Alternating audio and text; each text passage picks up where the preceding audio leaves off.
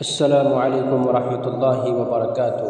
معزز ناظرین، امید ہے کہ آپ تمام احباب بخیر و عافیت ہوں گے۔ ماشاءاللہ ہم تمام لوگ ماہ مبارک میں داخل ہو چکے ہیں۔ آج سے ماہ مقدس کا مہینہ شروع ہو چکا ہے اور آج پہلا روزہ ہے۔ اللہ کرے کہ صحیح و سلامتی عافیت کے ساتھ ہمارا یہ پورا مہینہ گزرے اور اللہ تعالیٰ کا فضل و کرم ہم پر ہو۔ تو اس پر میں کچھ باتیں کرنے کے لیے حاضر ہوا ہوں۔ بس چھوٹی سی درخواست یہ ہوگی کہ مبارک مہینہ ہے، آپ تھوڑا سا سبسکرائب اور لائک کر دیں، یہ آپ کا احسان ہوگا۔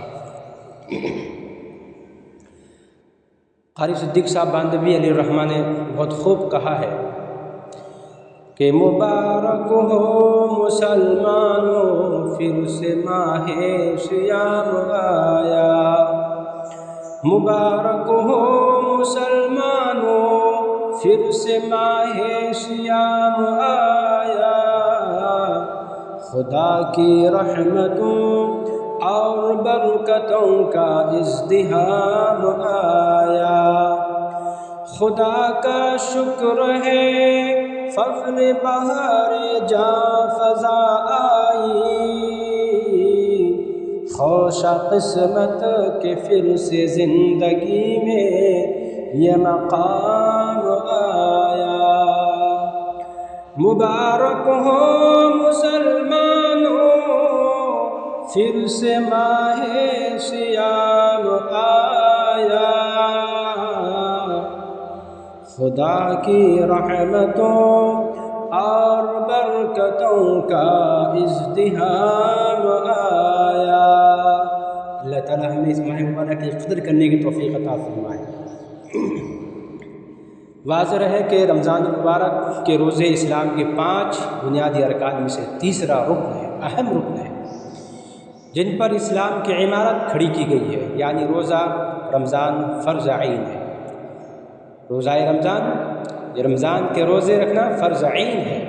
فرض اسے کہتے ہیں جس کا کرنا ہر عاقل و بالغ پر ضروری ہو، جیسا کہ نماز پڑھنا ضروری ہے ویسے ہی رمضان مبارک کے روزے رکھنا بھی ضروری ہے۔ رمضان کے روزے کی فرضیت کا ثبوت قرآن مجید میں موجود ہے۔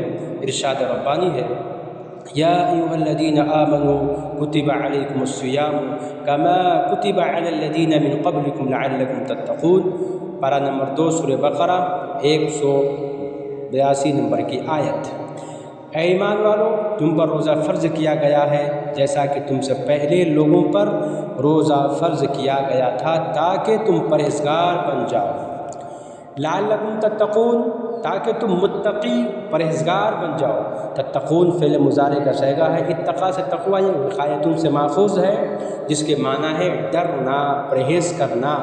تقوی کا مطلب یہ ہے کہ انسان اللہ کی حرام کردہ اشیاء سے اپنے آپ کی حفاظت کرے اور حرام اور ممنوع چیزوں کی طرف قدم اٹھاتے ہی خدا کا خوف و خشیت غالب آ جائے اور شرم سے سر جھک جائے، یہی حقیقی تقوی ہے۔ اور متقی وہی شخص ہے جو خدا کے خوف سے ممنوع چیزوں سے بچا رہے اور حرام کام کرنے سے خدا سے شرمائے۔ جس میں حیا اور شرم غالب ہو وہی در حقیقت کامل مسلمان اور متقی ہے، پرہیزگار ہے۔ تقوی کا معنی کیا ہے؟ تقوی کا معنی ہے پرہیزگاری، اللہ سے ڈرنا، جس کے اندر خوف خدا پیدا ہو گیا، پرہیزگاری آ گئی، کامل مومن ہو گیا۔ اللہ نے روزے کا مقصد تقوی بتایا ہے کہ روزہ تم پر اس لیے فرض کیا گیا ہے تاکہ تم متقی اور پرہیزگار بن جاؤ۔ اگر آپ اس پر غور کریں تو یہ بات آسانی کے ساتھ سمجھ میں آ سکتی ہے کہ ایک شخص کے سامنے کھانا رکھا ہے، کھانے کی طاقت موجود ہے، کھا لیے تو پوچھنے والا کوئی نہیں، روکنے والا کوئی نہیں، کھا نہیں رہا، پانی سامنے ہے پی نہیں رہا، سامنے اعلیٰ قسم کے فروٹ رکھے ہوئے ہیں، ان کو کھانے کے لیے تیار نہیں۔ یہ خوف خدا ہے، اللہ کا ڈر ہے، اللہ کے حکم کی پاسداری ہے کہ اے مسلمانوں، طلوع فجر سے لے کر غروب آفتاب تک کھانے پینے اور نفسیاتی خواہشات سے اجتناب کرو، بندہ خدا اپنے آپ کو روک کے رکھتا ہے، یہی تقویٰ ہے۔ تقویٰ میں اللہ کا تصور کہ قارئین کرام ناظرین کرام، روزے میں جو اللہ کا تصور ہو سکتا ہے دنیا کی کسی عبادت میں نہیں، اللہ کی ذات کا تصور۔ جس وقت کوئی چیز آپ کے سامنے آئے فوراً یہ خیال آتا ہے کہ میرا روزہ ہے، بھائی کوئی دیکھ تو نہیں رہا، فوراً خیال آتا ہے کہ کوئی دیکھے یا نہ دیکھے، اللہ دیکھ رہا ہے، میرا رب دیکھ رہا ہے۔ کھیتوں میں باغوں میں شدت کی گرمی ہے، آپ کو کوئی دیکھ نہیں رہا، پیاس لگی ہے، پانی نہیں پی رہے ہیں کیونکہ اللہ دیکھ رہا ہے۔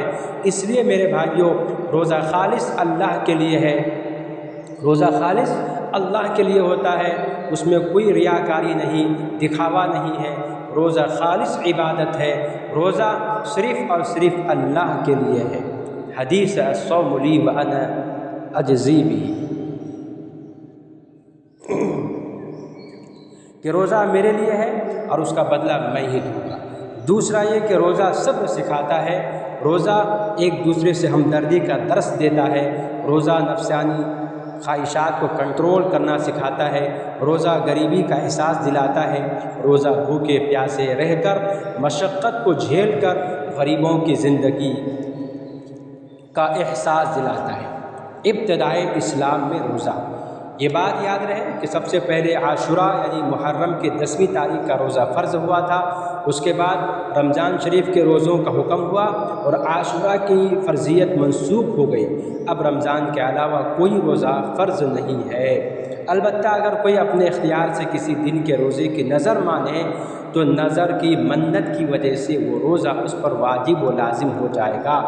رمضان کا روزہ جب فرض ہوا تو شروع میں کیونکہ روزہ کی بالکل عادت نہ تھی اور پورے ایک ماہ مسلسل روزہ رکھنا عادت نہ ہونے کی وجہ سے دشوار تھا، اس لیے یہ سہولت دی گئی تھی کہ جس کا جی چاہے روزہ رکھے، اور جس کو باوجود قدرت اور طاقت کے صرف عادت نہ ہونے کی وجہ سے روزہ رکھنا دشوار ہو تو اس کو اختیار ہے کہ روزہ رکھے یا روزہ نہ رکھے اور فدیہ ادا کر دے، یعنی ہر روزہ کے بدلے کسی غریب مسکین کو دونوں وقت پیٹ بھر کر کھانا کھلائے، یا 2.25 کلو گیہوں دے دے یا اس کی قیمت دے دے۔ سورہ بقرہ آیت نمبر 184 میں موجود ہے، ارشاد خداوندی ہے ایاما معدودات فمن كان منكم مريضا أو على سفر فعدة من أيام أخر وعلى الذين يطيقونه فدية طعام مسكين فمن تطوع خيرا فهو خير له وأن تصوموا خير لكم إن كنتم تعلمون۔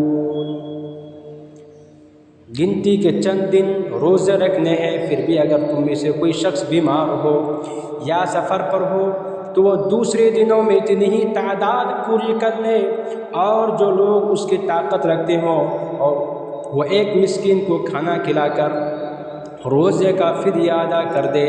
اس کے علاوہ اگر کوئی شخص اپنی خوشی سے کوئی نیکی کرے تو یہ اس کے حق میں بہتر ہے، اور اگر تم کو سمجھ ہے تو روزے رکھنے میں تمہارے لیے زیادہ بہتری ہے۔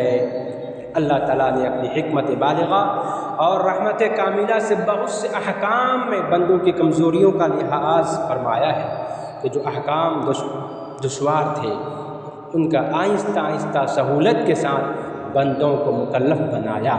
جس طرح شروع اسلام میں نماز میں سہولتیں تھیں، سلام و کلام نماز میں جائز تھا، جو شخص بعد میں نماز میں شریک ہوتا وہ اپنے قریب والے نمازی سے یہ بھی پوچھ لیتا کہ کتنی رکعتیں ہو چکی ہے۔